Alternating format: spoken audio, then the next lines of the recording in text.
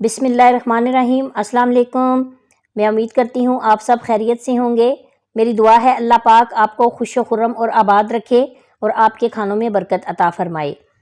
तो चलें जी, चलते हैं अपनी रेसिपी की तरफ। आज हम बनाने जा रहे हैं गुलाब जामुन। तो जो गुलाब जामुन आज मैं बनाऊंगी वो सूजी से बनाऊंगी। तो चले चलते हैं और देखते हैं कि हमें किन चीज़ों की ज़रूरत है और ये कैसे बनाए जाते हैं। ये 1 कटोरी मेरे पास सूजी है और इसी कटोरी के साथ नाप कर मैंने 3 कटोरी यहाँ पर चीनी ली है चाशनी बनाने के लिए। इसके अलावा यहाँ पर हमें इलायची पाउडर भी चाहिए और इलायची भी चाहिए। ये दोनों चीज़ें मेरे पास मौजूद हैं। 1 लेमन हमें यहाँ पर चाहिए, 1 टेबलस्पून घी चाहिए और ड्राई फ्रूट्स हैं मेरे पास। ये गार्निश करने के लिए हैं, तो ये आप कोई से भी इस्तेमाल कर सकते हैं आपकी पसंद, अपनी पसंद से। ये जो 1 कटोरी सूजी की है, इसी के साथ मैंने नाप कर 3 कटोरी दूध लिया है जो मैंने पैन में डाल दिया है। अब आपकी मेजरमेंट अगर सही होगी तो आपके गुलाब जामुन हैं वो बहुत अच्छे बनेंगे। 1 कटोरी सूजी की और 3 कटोरी दूध लेना है इसके साथ। 1 कटोरी सूजी की लेनी है और 3 कटोरी जो है वो चीनी की चाशनी बनाने के लिए, क्योंकि इसकी थोड़ी गाढ़ी चाशनी बनाई जाती है। तो इस तरीके से आपने इसकी मेजरमेंट जो है वो अच्छे तरीके से करनी है। तो चलें चलते हैं और बना लेते हैं। सबसे पहले हम यहाँ पर चाशनी बनाएंगे और चाशनी बनाने के लिए हमें एक बाउल चाहिए। उसके अंदर मैंने यहाँ पर चीनी ऐड कर दी है और इसी के साथ जो हमने 3 कटोरी ली है चीनी की, तो यही 3 कटोरी नाप कर हम इसके अंदर पानी शामिल करेंगे और फ्लेम ऑन कर देंगे। ये मैंने इसके अंदर 3 कटोरी जो है वो नाप कर पानी डाल दिया है और अब मैं इसके फ्लेम ऑन करूँगी और इसको बराबर हिलाती रहूँगी जब तक चीनी इसके अंदर मिक्स ना हो जाए। इसको ज़्यादा पकाने की ज़रूरत नहीं होती, लेकिन आप इस तरीके से चेक कर सकते हैं। जब ये हाथ लगाने से दोनों उंगलियां आपकी चिपकना शुरू हो जाएं तो उस टाइम जो चाशनी है वो तैयार हो जाती है। इसके लिए हमें ज़्यादा, जब ये चीनी मिक्स हो जाए तो हमने इसको उतार लेना है। चाशनी हमारी तैयार हो चुकी है। अब इसके अंदर मैं 1 लेमन का जूस शामिल करूँगी और 2 इलायची इसके अंदर डाल दूँगी। तो चाशनी हमारी तैयार है, हम इसको उतार लेंगे। अब दूध मैंने चूल्हे पर रखा है और पैन के अंदर दूध जो है मैंने गर्म कर लेना है। दूध को ज़्यादा बॉयल नहीं करना। जैसे ही दूध को जो है वो बॉयल आना शुरू होगा तो हम इसके अंदर सूजी शामिल करेंगे। थोड़ी सी मैंने इसके अंदर जो है वो इलायची का पाउडर डाल दिया है और अब हम इसको हिलाएंगे ताकि दूध जो है वो अच्छे तरीके से गर्म हो जाए। तो आप देख सकते हैं कि साइडों से दूध जो है वो आपको नज़र आ रहा होगा कि बॉयल इसको आना शुरू हो गया है। अब हम इसको जो है इसके अंदर सूजी शामिल करेंगे और चम्मच के साथ हम इसको बराबर हिलाते जाएंगे। सूजी आपने थोड़ी थोड़ी शामिल करनी है। ये देखें, इस तरीके से आपने सूजी शामिल करनी है, एक दफ़ा से सारी नहीं डालनी। इस तरह से सूजी शामिल करनी है और इसको बराबर हिलाते जाना है। ये देखें, इस तरीके से हल्की हल्की सी ये मैं सूजी डाल रही हूँ और साथ में इसको मिक्स कर रही हूँ ताकि सूजी जो है वह दूध के अंदर अच्छे तरीके से मिक्स हो जाए। अब हम इसको पकाएंगे जब तक ये सख्त ना हो जाए, तब तक हमने इसको हल्की आंच पे पकाना है। ज़्यादा आंच आपने तेज़ नहीं करनी। ये देखें, इस तरीके से हमने इसको बराबर हिलाते जाना है। चम्मच के साथ चारों साइडों से हिलाना है। जो सूजी है वो अच्छे तरीके से दूध के अंदर मिक्स हो जाए और पक जाए। ये देखें, इस तरीके से आपने बराबर हिलाना है।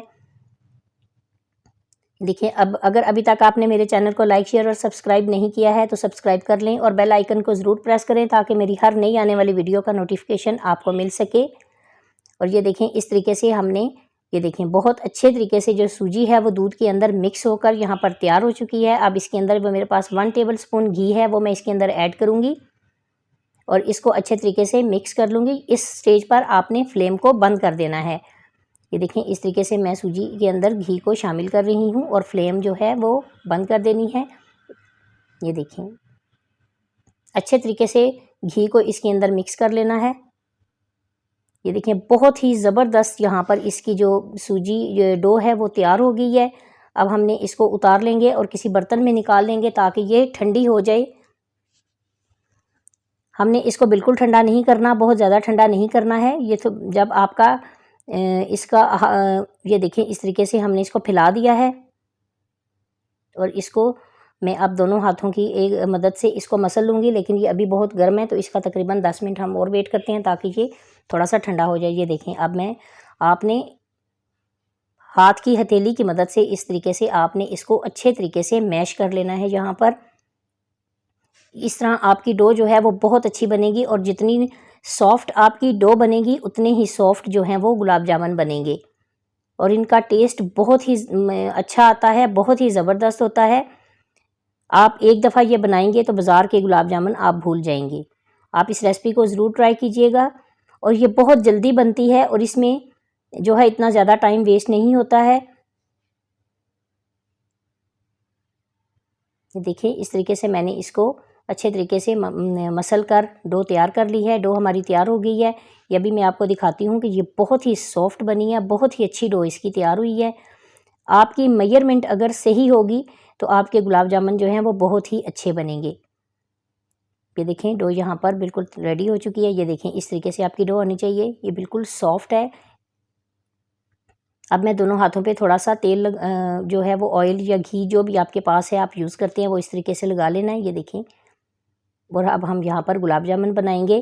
گلاب جامن آپ نے اس طریقے سے آپ نے ان کو رول کرتے جانا ہے، اس کے اوپر کوئی بھی کریک نہیں ہونا چاہیے، اس ٹائم تک آپ نے رول کرنا ہے جب تک اس کے اوپر سے کریک ختم ہو جائیں، کیونکہ اگر کریک ہوں گے تو پھر آپ اس کو جب فرائی کریں گے تو وہ درمیان سے پھٹ بھی سکتے ہیں۔ یہ دیکھیں گلاب جامن بہت ہی اچھا اور بہت ہی کتنی اس کی خوبصورت شیپ آئی ہے، بہت اچھا گلاب جامن تیار ہوا ہے۔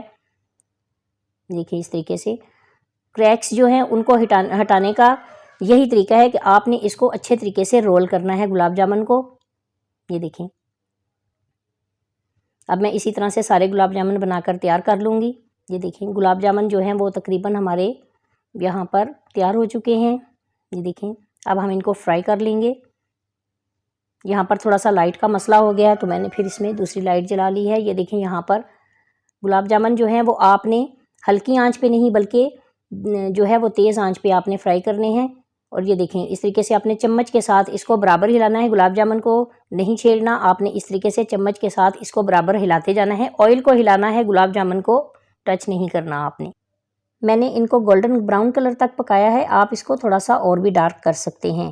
اب ہم ان کو نکال لیں گے۔ ماشاءاللہ سے بہت اچھے گلاب جامن تیار ہوئے ہیں، پرفیکٹ شیپ بنی ہے اور گولڈن براؤن کلر آیا ہے۔ اب ہم ان کو چاشنی میں ڈالیں گے۔ جیسے ہی چاشنی میں ڈالیں گے تو یہ اوپر تیرتے ہوئے نظر آئیں گے، لیکن جب چاشنی اس کے اندر مکس ہو جائے گی تو پھر یہ نیچے کی طرف ڈوب جائیں گے۔ ابھی ہم ان کو تقریباً 2 سے 2.5 گھنٹے کے لیے چھوڑ دیں گے، اور اس کے بعد پھر ہم ان کو چیک کریں گے۔